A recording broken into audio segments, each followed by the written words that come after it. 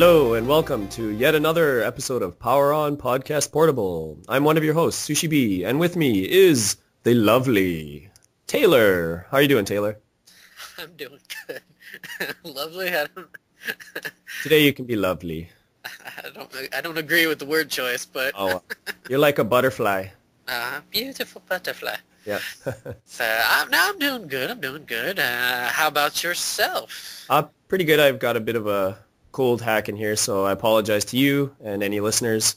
Just my voice is a little shaky right now, so I'll do my best to hold the fort, but sure it'll... Highly offended. Yeah, you should be. You should be. I'm sure I'm going to cut out a few times. So don't get me too excited because you won't even hear anything. I'll be trying to talk and my voice will try to hit such a high pitch that I won't be able to say anything. Well, hopefully it'll not come to that. It doesn't crack. Yeah. So for this episode, good sir. Yeah, so for this episode, we will be covering an old PlayStation classic. And I don't remember who chose this game. I don't recall if it was you or I. Do you remember? Or? I think you did because did you I? chose a different game, and then you put off a list of games to choose from. Right. There was two in particular that stuck out the most, and this was I guess 1B for the choices. Sure. So. But anyways, we are alluding to Wild Arms, which is a bit of an older game now, maybe, 1996? Came out in 96 in Japan, I would say 96. Right, and then 97 probably. I think 97, yeah. So shortly after, I think it didn't take very long to translate the game, bring it back to the US. I'm not sure about Europe. I think it took a little bit of time. Yeah, which is often the case, so unfortunately. But anyways, yeah. Yeah, back in the day when poor Europeans always missed out on a lot of stuff. Particularly RPGs. Maybe not other stuff, but definitely RPGs. But yeah, so we are looking at Wild Arms today, and I'm actually pretty excited. It took me a long time to track down this game, and then I downloaded it, I think, maybe the first day it came out on the PlayStation Network. And I started playing it, and I was really enjoying it, and it's just one of those things, you put it down, and I kind of forgot about it. So glad we brought it up, and finally got a chance to run through it. Not a very long game, so... Yeah, it's kind of the same way. Honestly, it's not that I look for it, but I haven't seen it whenever I've gone out to, like, game stores and stuff. So this was really super cheap on PlayStation Network, so I downloaded it, and it's like, heck yeah. Yeah. 500 yen for it, so, like, $5, so... but roughly like $5 for it. Yeah, no, it's before we get into everything, I would definitely say check it out if you like some older PlayStation RPGs, and if you want something that's got different flavor to it per se with the Western feel. It's a really good pickup. For sure, it's in that whole kind of like mid to late 90s with Japan having pretty high love for the Westerns. I mean, because around that time you had Cowboy Bebop and like all the anime and stuff that's kind of really popular, at least really enjoyed in America and stuff. So this is kind of like, honestly, playing it really kind of kicked up those kind of old memories of enjoying those kind of things from Japan around the same time. So if you like that time period for Japan's pop culture stuff, then definitely give this game a shot. Yeah, for sure. I can't imagine it's very expensive, maybe less expensive than some of the other RPGs you'd find on the PlayStation 1. Or if it worse comes to worse, just download it off the PSN. Sure. I mean, it's really cheap. I think it was $6 for me, so I mean, it's not like it's a big wallet buster or anything. So, but yeah, why don't we get right into it? Okay, where do you want to start then? I mean, we could start in a lot of areas. I think we should start with the story, though. I think that's a pretty generic place to begin. I don't know. I'd like to actually get your thoughts first on the overall story. Overall story, I would say it is not... that's a good way to put this. The story, it's just a general overlay? Or you want me to hit, like, super duper pinpoint things? If you've got pinpoint things, go for it. Well, we'll just general overlay. I would say the story is in its own right not, what's the word I want to use? It's not too original. Yeah. What makes it original is the setting and the style. It's kind of your typical save the world. It kind of goes into that whole typical kind of like save the world from the evil, crazy bad guys that want to just kind of watch the world burn kind of thing. Right. And however, what kind of carries it along is not the main freaking character, because Rhodey can eat a chode or something because he doesn't really do much. No, he doesn't. But like, it's carried pretty much by your two other, they call, what is it, Jack in the English version? Jack in the English version. Okay. I want to say Zach, but yeah, so they call it with Jack and, Cecilia? Cecilia, right. Yeah, and so those two definitely carry it, and they're trying to stop the metal demons right. from destroying the planet and stuff, and it doesn't completely drop all of it on you at once. It progressively adds more and more to it. Like, it seems like the stakes get raised higher and higher and higher and higher as it goes along. Yeah. At least it felt to me, because you're constantly chasing them and stuff in a way, and that's, I don't know, there's really, like, other than kind of things that are different about it that I guess you could bring up, that's kind of like I found it was just a very general story with a very unique setting. Yeah. Yeah, I think so. What are your thoughts on it?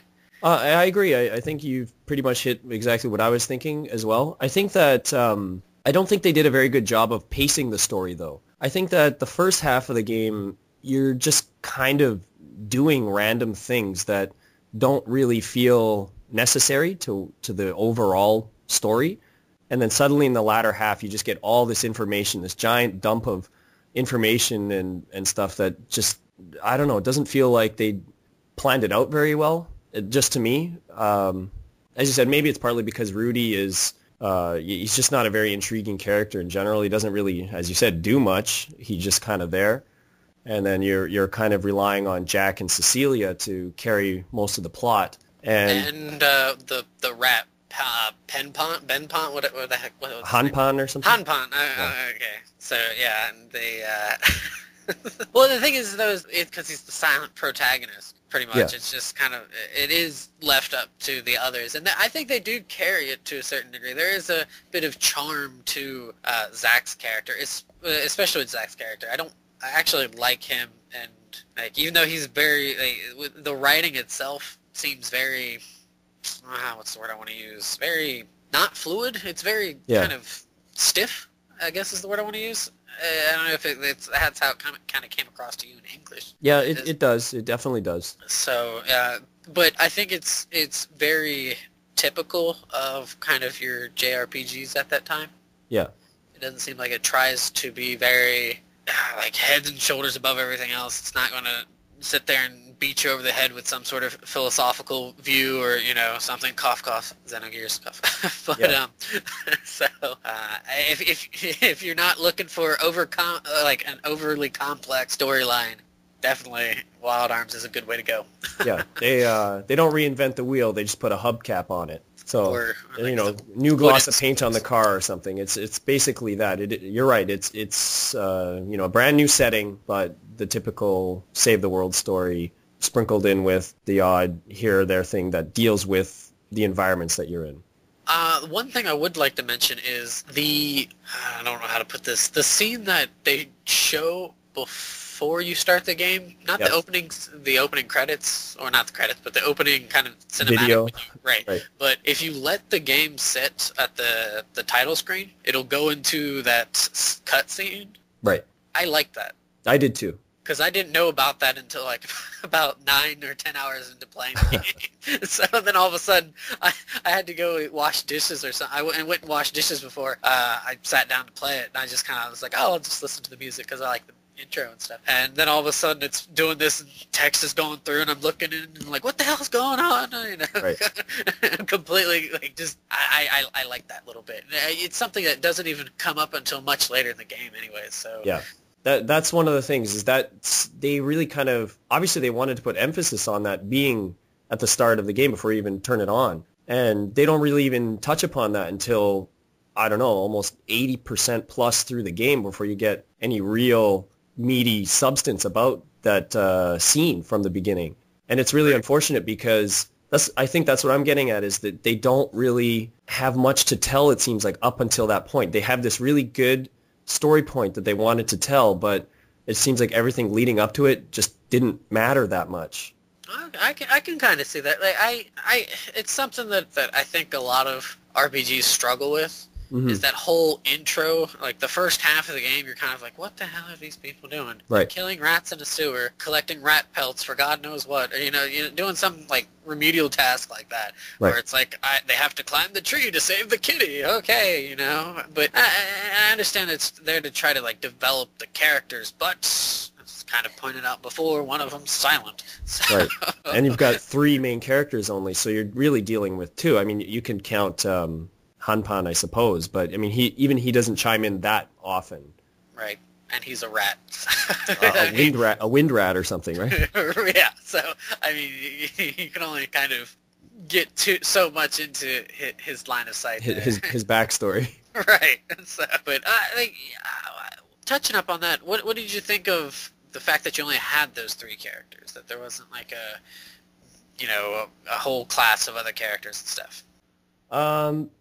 Yeah, I'm okay with the 3 characters. I think that maybe having a few more could have helped in one regard, but in another, it might have just pushed the story a bit back to be even longer than it needed to be, I already kind of felt it was. So I think 3 characters was a good choice on their part. I just wish that maybe they could have given a bit more information about them earlier in the game. Just giving, why is Jack doing what he's doing, and why is Cecilia... Well, we do kind of get Cecilia from the start, I suppose, but Rudy, we don't really get anything until quite late in the game. So I just think that 3 characters probably was good enough. And what do you think about that? I would agree with that. Like, I think it actually fit pretty well. Like you say with Rudy, it's... he's an enigma. I don't really like him. It's not that I don't like him. It's just I'm pretty indifferent towards him. He's just kind of there. He was awesome shooting and killing monsters for me, but as a character, he just kind of he's just an avatar for the player. It seems like. Yeah, he's a bit of a weak link actually for the team.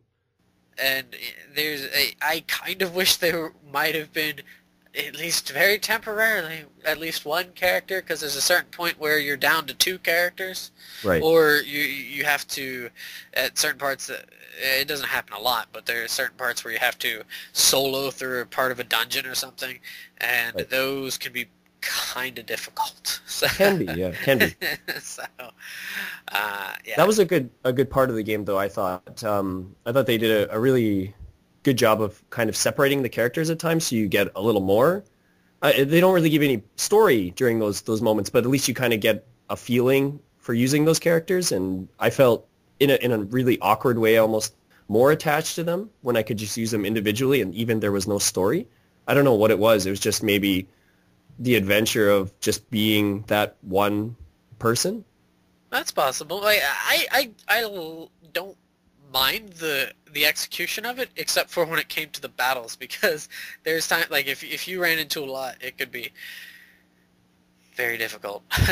Sure. if you're not, like, that's more of a preparational thing, but I mean, you shouldn't have to prepare like tons and tons just for this one thing, and if you're not completely ready for it, it can be rather unfortunate to go like 2/3 of the way through it and then, oh, you lost, ha ha ha. Right. Well, it happens at least 3 times that I can remember. I know the one at the beginning. I remember the one dungeon. It was like the Tri-Tower. Right, the one. And then near the end of the game, there's that other part where you have to do it as well. So it doesn't happen a lot, but I thought it was pretty clever on their part, especially at the beginning. I thought the beginning was really cool, how they all have to kind of come together on their own. I thought that was neat. Yeah, it's nice. It's not completely. You can kind of bridge them together how you wanted. Right. I mean, they still had to come together pretty early on, but it's kind of like how you wanted to do it. If you wanted to, let's all meet up in the out in the overworld or something, kind of. Right. No, I thought that was cool. I like that. So yeah. I guess jumping from that, what did you think of the setting? I like the setting a lot. I thought it was really cool because it was just very different. Like there's like some slight sci-fi type elements to it, but I think that I don't know, it was just very unique. And I know we've had other games that have Western themes and stuff, but it still has this Japanese flavor to it while still encompassing a bit of a traditional like John Wayne Western or, a Clint Eastwood Western to it. So I thought that was a good blend.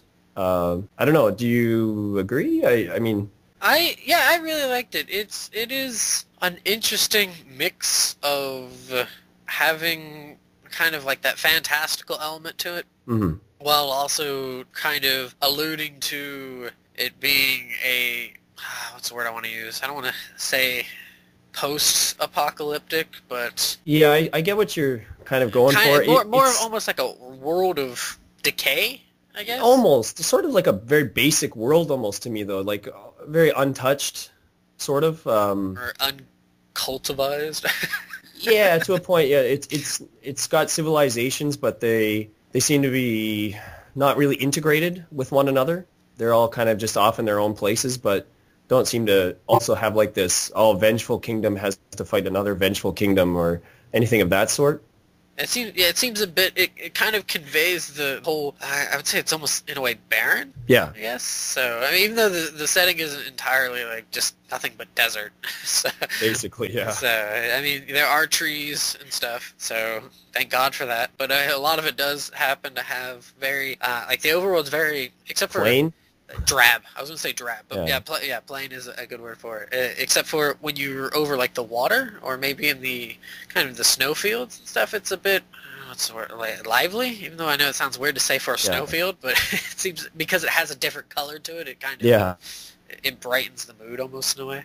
Yeah, I can see that for sure.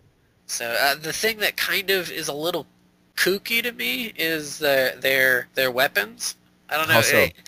Just because it's, I have that Western kind of vibe to it. So seeing them use swords and stuff is a little, I don't want to say jarring, but it's kind of weird at first when you see it. Mm-hmm. So, I mean, because you're getting this Western vibe and you're thinking, maybe they'll use guns and stuff. And they do have the arms, but it's kind of the arm.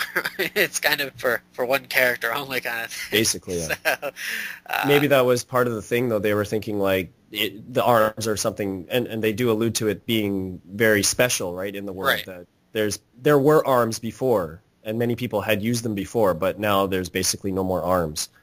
And to see someone with arms must mean that they're probably either a demon or something is really messed up with them. Right, yeah, and they do cover that really early on. They do kind of drop that bit about its, right, maybe evil kind of thing. So it's just it's a me thing more than anything. Just it's a Western setting and stuff, and so I get that whole the gunslinger concept. Good old. It's just the wild west to me. So yeah, no, I can understand. I think I understand what you're getting at, but I think their mentality must have been thinking, as you said, the lone gunslinger, right? It's the one guy that can use a gun, right. And that must be what they were shooting for. Ha ha ha. Yeah. Let's move on. I was gonna say, well, kind of jumping from the setting. What about like the what did you think of the monster design?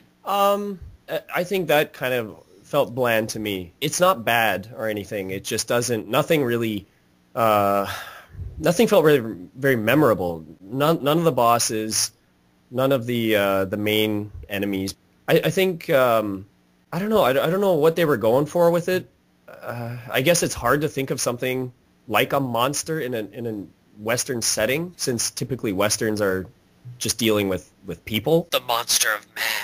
Yeah, so I don't really have a problem with it, but at the same time, I'm honestly gonna never probably remember that about Wild Arms. Yeah. There's the ones that kind of the ones that did stick out were they're kind of like the clowns that had the umbrella.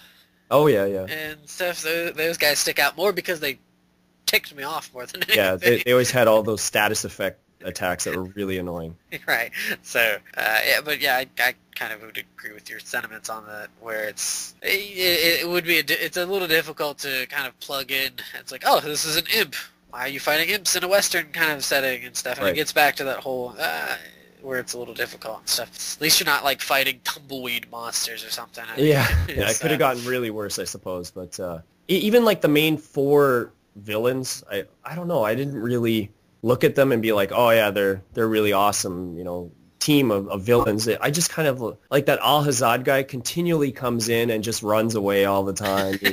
So, I mean, when you finally get to fight him, you're kind of like, okay, finally, because he just runs away all the time. Right. It's just really dumb. Like, I don't know. And then you always fight, or not always, but you fight that, I can't think of his name, Belsec or something, the first guy. Yeah. You fight him a couple of times. You fight Lady Harkin a couple of times.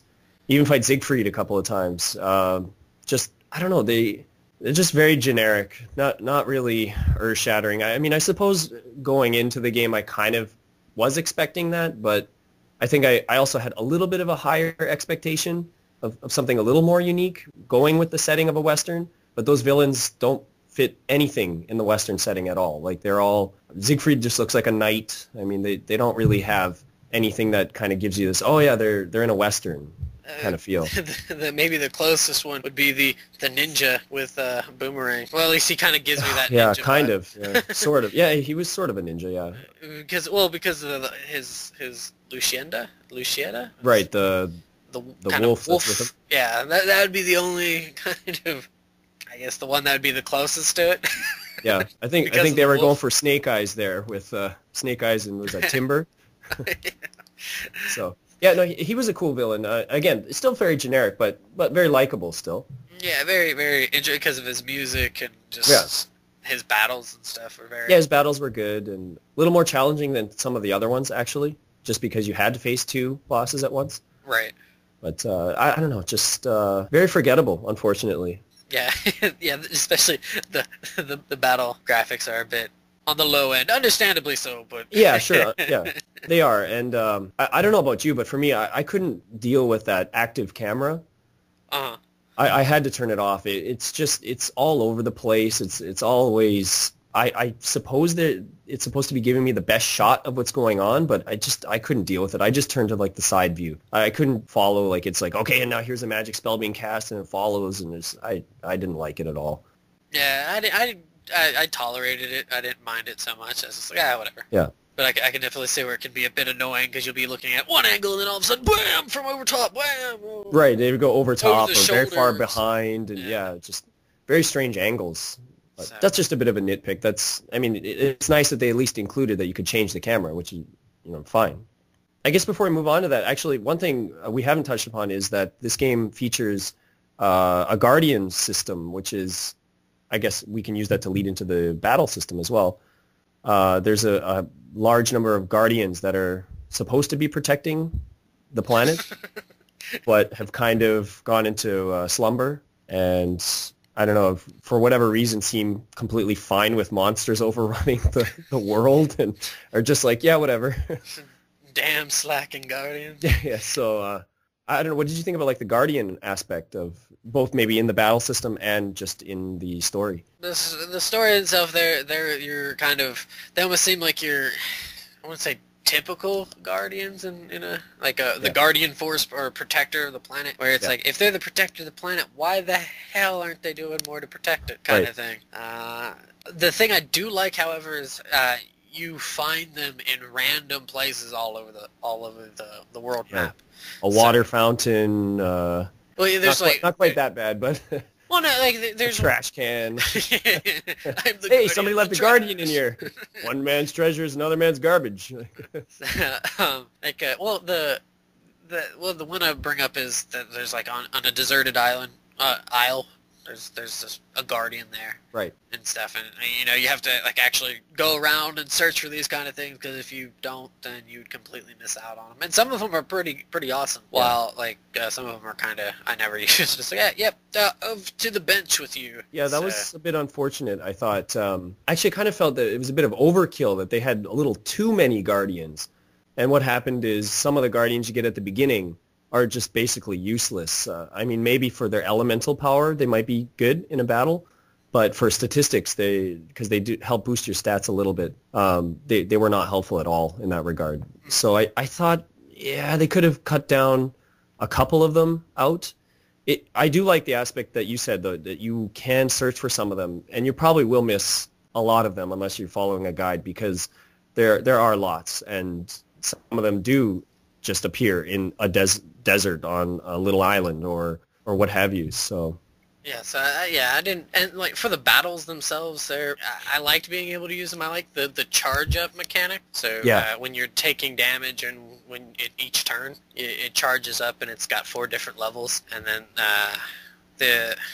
you can use like a special skill basically. Right, yeah. And with depending on each character you use it, you're able to do a different kind of skill and stuff. So like, I always used the Jack's third. Was that the Sonic Vision? Yeah, that one's really good.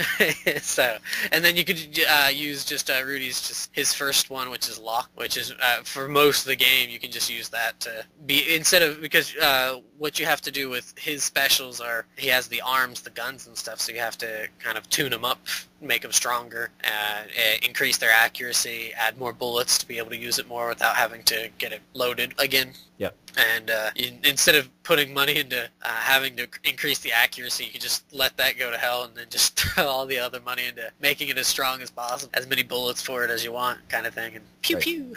So, there were definitely max levels that you could only reach on certain things, though, because I know I maxed out the rocket launcher, and yes, there's a rocket launcher in this game. Maxed out the rocket launcher, so there are some limits on them, but they're really cool. They're really fun to use. I only use them in the boss battles because you basically have to. If you do not use any arm weapons or really heavy spells and stuff, you're going to die. Like the game isn't hard by any means, but you do have to be somewhat mindful of what you're doing. Right, especially with sleep.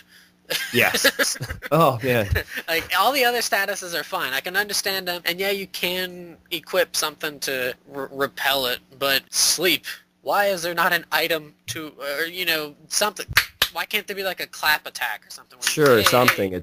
There's only one spell that can be used to you do that. It's just, I don't know. It's really, and sleep happens quite often, actually. It's just more of a nuisance most of the time. And the other thing is, if you go into sleep mode, if you're hit, you don't wake up. I hate it takes however many turns before the computer decides, okay, you can go back to what they call condition green, where you're back to just the normal setting, normal status. When it's fully charged, I think sometimes you'll just awaken randomly. Yeah, sometimes. That percentage where it will happen, but it is extremely annoying. I do like how the wake up spell, the morning call spell, it goes for how many turns? It goes for, I don't know. A number. I don't know how many, but it definitely lasts for a certain number of turns. So, and that's nice. So if you cast it on your first turn, and then 3 turns later, jerk off boss casts some sort of sleeping spell and it puts them all to sleep, it'll actually awaken them for your next turn without having to take the next turn, which I like. I like that, but I don't like not having something else. So.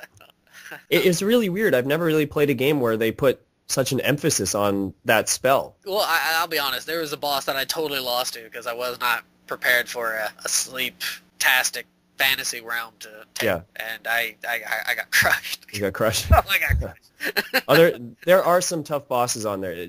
As a whole, I think Wild Arms is a pretty easy game. I mean, there are some things that will be frustrating and a few puzzles that are a little bit annoying, but generally, I think the average RPG player, or even people who don't play RPGs, can get through this game within a fairly reasonable amount of time. Probably 25, maybe 30 hours.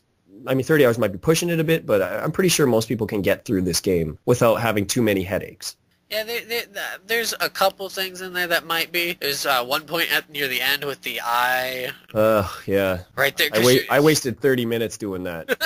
that was really stupid, I thought. Yeah, especially because you have to go through the whole dungeon and you have to go through the second, even though it's really short for the most part, other than collecting those pieces. It's by that point you're kind of like, all right, I've had enough. Yeah. And it's yeah. But there's definitely maybe some of the puzzles. The puzzles are more visual in a way. Most of them. Yeah, most of them are. which I kind of like, because not only do you have, you'll see cracks in the wall that you have to pay attention to, or there'll be a pathway that's open, but it looks similar to other tiles beside it, and if you're not kind of paying attention, you'll just run right by it. Yeah. I like that, and not only that, but they kind of give you tools to use throughout, even though some of the tools are kind of useless. Yeah. Looking at you, smash attack for Rudy. Oh, that punch thing? Yeah. Well, I thought the skates were a lot more useless than the punch thing. They're both. They're both the radar is good. Radar's good. Rudy has a radar which allows him to find any items that are hiding in barrels and stuff. That's a really good one. I thought that was a really great idea on their part. Yeah, that one's really, really nice. The guitar... That one's pretty bad. The special monsters that will destroy you if you're not prepared, yeah. Yeah, that one just didn't... I kind of was waiting because you get these tools over time and each character has 4. And I was wondering, like, when is Jack going to get this last tool and what is it going to do? Because I had a pretty good idea that I was near the end of the game. And I'm like, okay, what is this tool? It must just do one thing. And then you get a guitar and I'm like, okay, guitar, fine. What does it do? And all it does is summon monsters. Well, there's certain parts too where there's some secret bosses that you can use it for. But I actually passed over that because I was just like, I just want to kind of get to the end now. Like I was very close. I was like, I don't really have the patience at this time. They're kind of tough. I read after they seem... Lucifer's pretty hard. if you're not prepared for it, you're going to be very sad. I was glad I didn't do them because I saw that you have to be really prepared for like instant death attacks and things like that. And I actually didn't have any spells that were ready for that kind of thing. So I was like, oh, I'm glad I didn't think that I had to fight this boss because I probably would have been stuck on it for days and not realizing what to do. Something I do want to bring up is I really like how when you're entering, like it's very seamless going through the dungeon. So you're not like sitting there going through like a room to room to room and it's having to load anything. Yeah. Which is really, really great. And also in towns, when you go into buildings, it just kind of fades out the top and then you just can see in the building and stuff. I really, really like that. I think that's really nice. I think that I'm going to guess because I don't know. They might have wanted to push the 3D probably more for this game, but maybe they realized that the 3D worked really well for the battles, but keeping the rest of the game in 2D help drop load times and just keep things running a lot smoother. Because the game doesn't have really any load times aside from very, very quick before the battle starts. And it's really nice that you don't have to sit there and patiently wait or impatiently wait for something to happen. So I don't know if they chose 2D for the main game because of that, but if they did, I'm really glad that they did that. Yeah, I would agree. I with that. So, but that was something that kind of popped into my head there was with that. So, yeah. Yeah, it's a good point. So. Yeah, there are a few other things like being able to dash over in the overworld is great. Yep. As well as how it zooms into the locations. Yeah, that was when you get closer. So I like that, especially because there's some that are kind of hidden in the desert or something. You're like, where the f- is the stupid death maze at? Yeah.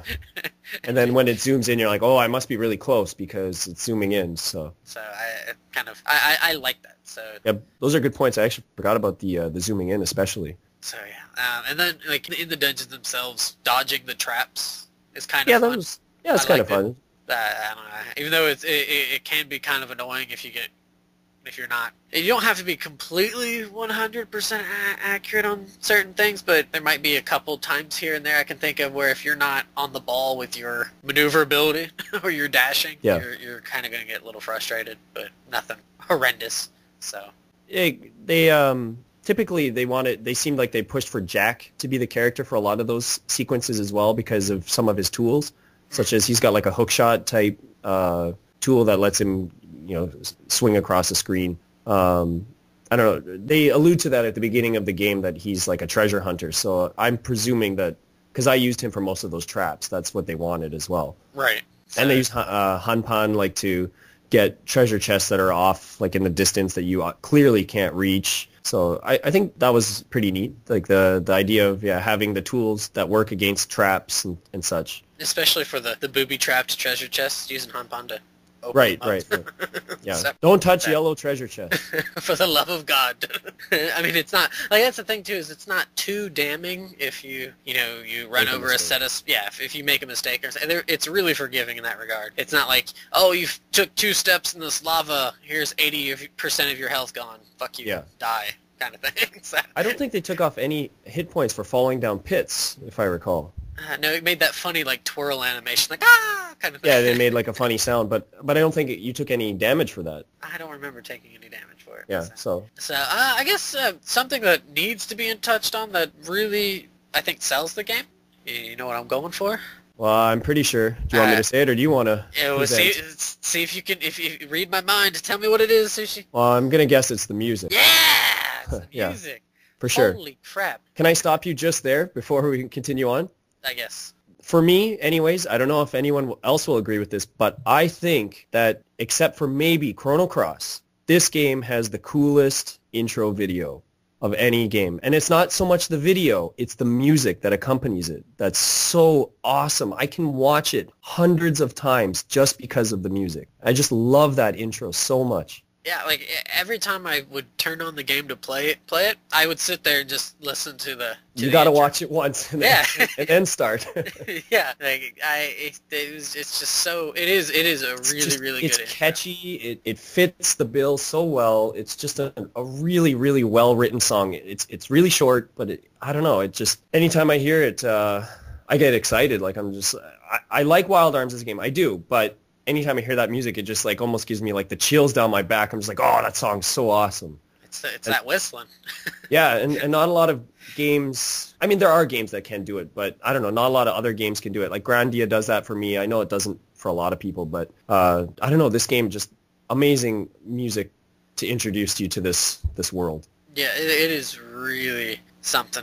It's just it's something. It's something, but it is. It's kind of its own. I would almost kind of put it on its own little shelf, I guess, because it fits the bill for the Western, and you don't have a lot of kind of like Western themed RPGs to begin with, so it's already set by itself to be in a way. So, yeah. Just the music, all of it, like the dungeon music, the battle music. I love the battle. It's really short. The battle music is really short, but I like the battle music a lot. So yeah, I like it too. I'd always be like tapping if I was playing it on the PSP, I'd tap my thumbs to the beginning of it and stuff. It's like dun, dun, dun. Yes. Yeah.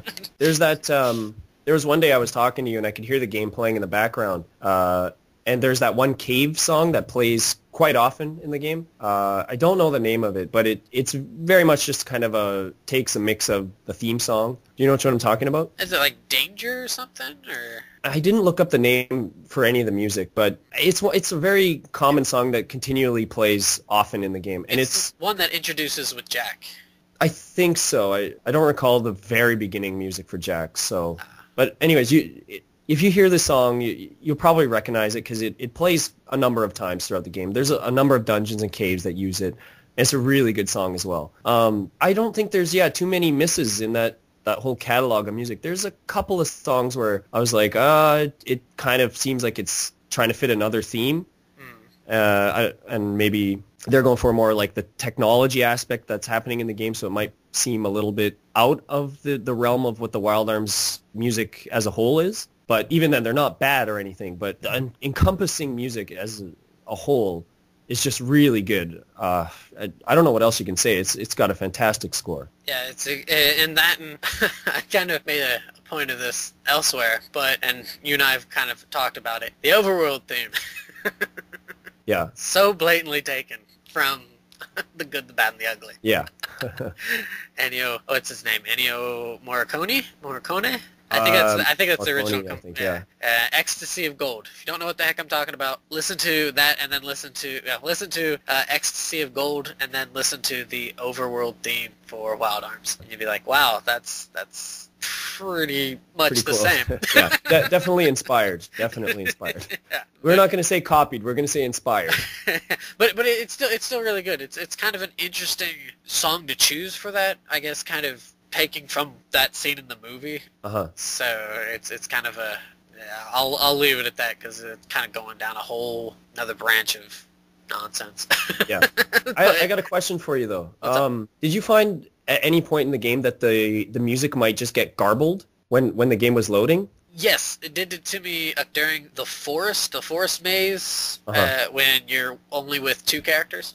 Okay. And it did it for me there, and I thought, what the heck's going on? Am I in some sort of kooky, weird... It sounds like it's demonic music. It's really creepy. You know, when it happened to me, I was fighting Siegfried, and it happened, and I was like, is this the music for him? Because it was like, I wasn't... I forget why. I was like, I'm not going to reset the game. I was like, I guess this is the music, and it was really like, it was like creepy and like just, I don't know. I guess something happens like where the music just doesn't kick in properly, because it happened on the overworld for me a few times. It happened in that boss battle. But as I was listening really closely during that boss battle, I could be like, oh, I can hear it. It's the boss theme, but it's just all like warped and just sounds really bizarre. Yeah, I think it happened to me once or twice, so it didn't happen to me too horribly often. But just when it did happen, glitch. It's not game breaking or anything. It's just a really weird glitch. Usually, if say it's the overworld and you just go back in the town and come right back out, it's just back to normal again. I just don't know why it happens. It's just whatever reason it doesn't kick on properly. So yeah, I guess is there anything else you want to touch up on Wild Arms or? Not overly. I mean, I think I really enjoyed the experience. I think Wild Arms is the kind of game that I will have good memories of, but they'll be kind of blurred memories in a way. I think that I'll probably forget a lot of the things about it, unfortunately, but the main idea, and especially the setting and the music, are things that I'll never forget. That's a good way to put it. Yeah, definitely. It's definitely not something that where you can play. There are a few things here and there that'll stick out. I know there's one thing that I can think of that deals with the main character, something that happens in the story that kind of like, oh yeah, okay, I'll definitely remember that for a while. Yeah. So, and there's kind of things here and there, but it's, for the most part, it'll be something that as time progresses, kind of, okay, all right, I remember playing Wild Arms. It was enjoyable, and I would definitely recommend, if you've not played it, for those of you who've not played it, to give it a shot. I mean, particularly those who do definitely love RPGs, and even if those who don't necessarily like it, more so just for the setting and the music. Yeah, for sure. And the puzzles, because I like the puzzles and stuff. So, and I much better experience than the last game. Yeah, for you at least. Yeah, for sure. Yeah. So that's about it. So yeah, if you got the PSN or PS3, or if you can track down a physical copy, definitely go for it. It's not a long game, and hopefully you have a good experience with it. Exactly, and for those who have played it and whatnot, definitely let us know what you thought of it, what your experience was, or is, if you're going through it again, for whatever reason. Sure. Of Wild Arms. So yeah, so thanks for listening, guys, and stay tuned. But yeah, thanks for listening. As always, we're everywhere: Podomatic, Facebook, all that other, Twitter, Power and Podcast, iTunes. Look for us. Send us some comments. We'd love to hear. Exactly. So definitely. So thanks for listening, and have a good day.